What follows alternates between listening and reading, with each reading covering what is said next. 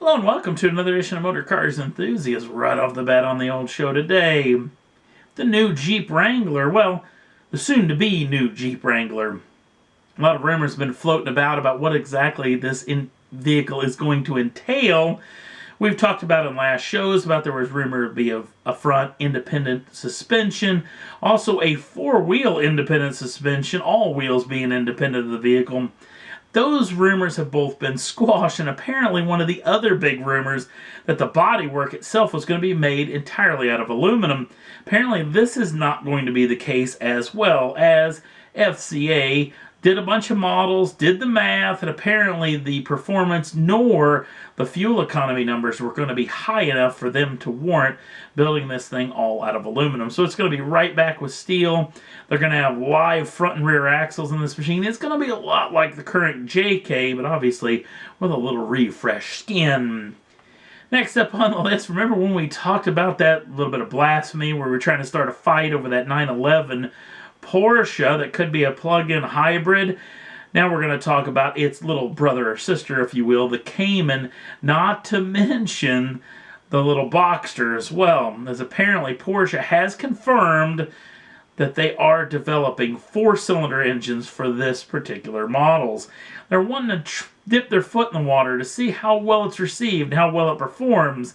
We're hearing that these 2-liter and 2.5-liter, this is what the rumor is, turbocharged four-cylinders, they're going to be making a fair amount of smoke.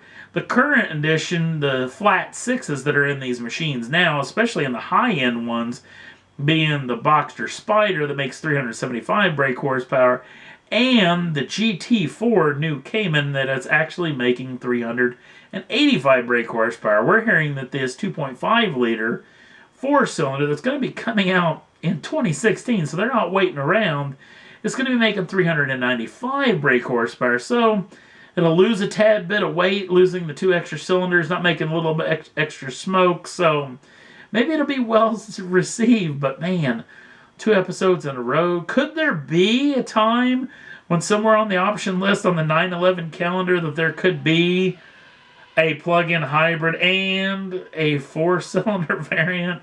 Yeah, this is going to be a real weird thing. That's going to be a lot of interesting times coming soon. Next up on the list, the folks over at Lotus released official pricing on the brand new Evora 400. 400 standing for the 400 brake horsepower that's coming out of the 3.5-liter supercharged V6. This particular machine is going to starting price at $89,900 US and will go on sale in the US market in December of 2015 as a 2016 model. So at least you know the initial scratch you're going to have to get together if you want this machine in your garage. Next up on the list, the brand new Chevrolet Camaro. We're going to talk about power plant options for this machine. And it does look a little bit like the Ford Mustang, as there is a four-cylinder turbocharged unit, but it is the entry-level model when it comes to the new Camaro. The 2-liter turbocharged four-cylinder that comes right out of the Cadillac ATS makes 275 brake horsepower. And apparently with the light weight, there's some rumors that this thing could be under 5 seconds, 0 to 60, which would be a huge feat itself. Now, if you want to jump up just a tad bit and get the 3.6-liter normally aspirated V6, like in the current generation, it makes 323 brake horsepower. Or you can go with the 6.2-liter normally aspirated V8 in the Camaro SS that makes 455 brake horsepower. Now, as far as the machine is as a whole, it's 2 inches shorter in length, 1 inch narrower in the width side. And that's all because it's down to this new Alpha platform that this vehicle is being built on. We're hearing, depending on the model, it's going to be about 200 pounds less. Now, as far as the power plants are concerned, what they're going to be shifted through is either an 8-speed automatic transmission or a brand new 6-speed manual transmission. Apparently, a lot of the componentry that's inside of that transmission means this thing's lost a fair amount of weight too, and is supposed to be a lot more precise. Hearing a lot of rumors out of a lot of folks claiming that this thing may be the it car to have as a modern muscle car here in the United States. As this vehicle may be a fair amount better than the brand new Ford Mustang. I cannot wait to see some head-to-heads between those two machines. Next up on the list, we've talked about the Aston Martin DBX concept, their little sport utility / crossover vehicle. Been some weird news come out about this, especially because Aston may be trying to market this to women, which I thought was a weird thing to do. Then there were actually talk that this vehicle was going to be built on a platform that wasn't Aston Martin, but Aston Martin squashed those rumors and said, nope, we're building an entirely new platform that this machine would be on. And then the day of the taping of this program, a bomb got dropped. They're going to build this car in a brand new plant in the United States. In Alabama, of all places.